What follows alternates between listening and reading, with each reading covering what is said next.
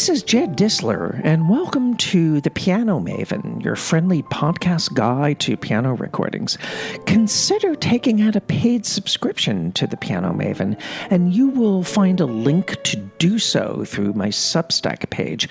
The link is listed in our episode description, and your support will help keep this podcast going for the rest of the year. Sometimes it takes me months or even years to catch up with new releases, and by the time I get to them, they are not new releases anymore. On the other hand, I've started to define a new release as a recording that you do not yet know about or have not heard. So, in effect, the release may be old to the marketplace, but it's new to your ears. Although I still get sent physical product to review, most of the time I have to access new releases in the form of digital files, and they're often just sent to me. And in order to free up space on my computer, I wind up storing these files on hard drives. And of course, the hard drives are backed up in triplicate, so that if one of the drives crashes, then I still have two others and I haven't lost any data. And then, of course, I have to buy a third drive. Anyway, I was looking through one of these hard drives in search of a recording for my radio show Between the Keys, and I noticed this 2024 release that I had meant to check out a year ago when it first appeared. But for some reason, I kept putting it off. I don't know why. I think just because there's such a backlog of things to review. Anyway, I finally got a chance to listen to this all Schumann recital by the Belgian-Israeli pianist Edna Stern on the Orchid Classics label. And I've provided a link to this release in the episode description. I've written about several of Edna Stern's recordings over the years. On one hand, I am a huge fan of her Bach playing, which is unabashedly old-school Bach playing, meaning that her playing exploits the modern concert grand's sonorities and colors and dynamics and potential for expression. And her approach to this anachronistic Bach style always seemed genuine and organic and deeply felt to my ears. But on the other hand, I found a Chopin release that Edna Stern did for the Naive label some years ago to be impossibly mannered, but even more so, it just seemed rhythmically spineless and expressively random and rather wishy-washy. And then she came out with this release called Schubert on Tape, which she recorded using analog tape. I think her goal was to try to capture the sound of early 1950s piano recordings, as well as the spirit of certain artists from that era who she admired on record.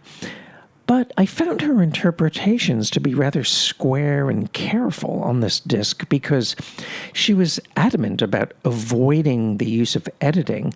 But the ironic thing is that all the pianists who she admired on these early LPs did use tape editing, or at least a minimum of tape editing, but that's another story. However, her Schumann release for Orchid Classics, I think, is generally more successful, and it benefits from updated sound and most likely some studio editing. Her interpretation of Carnaval, Opus 9, has a lot of interesting and creative ideas.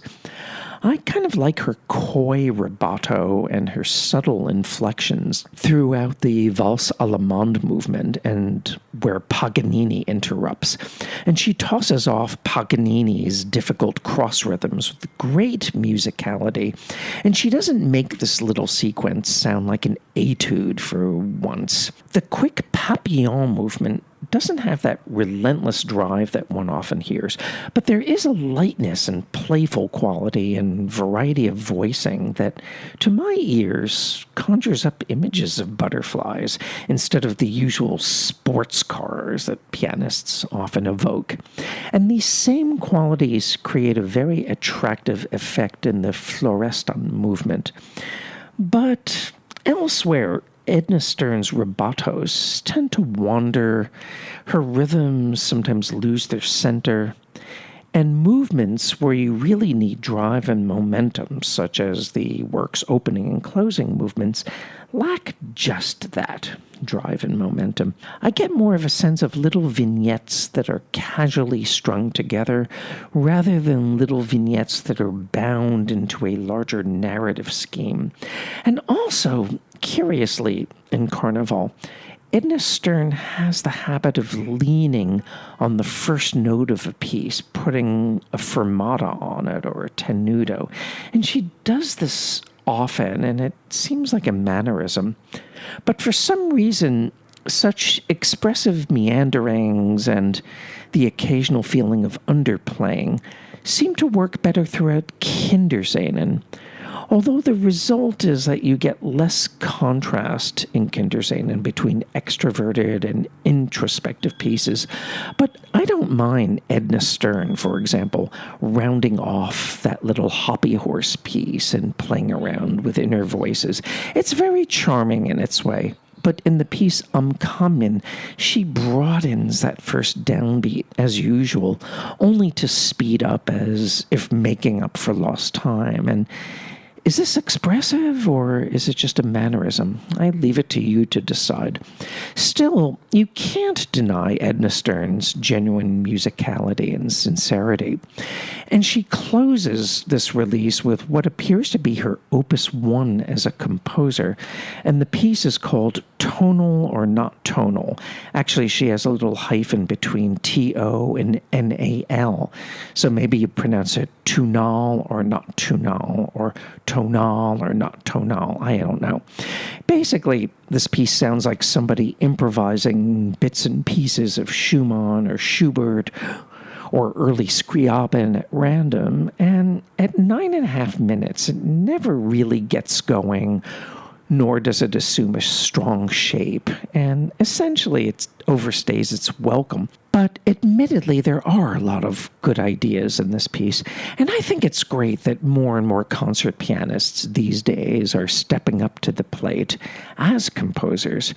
I think all performers should be encouraged to compose or to improvise, because the more you do it, the better you probably will get. Well, maybe not in every case, but perhaps if Edna Stern develops the composer side of her musical personality further down the road, maybe, just maybe, it will help sharpen and focus her interpretations and to help give stronger shape to her creative, interpretive impulses.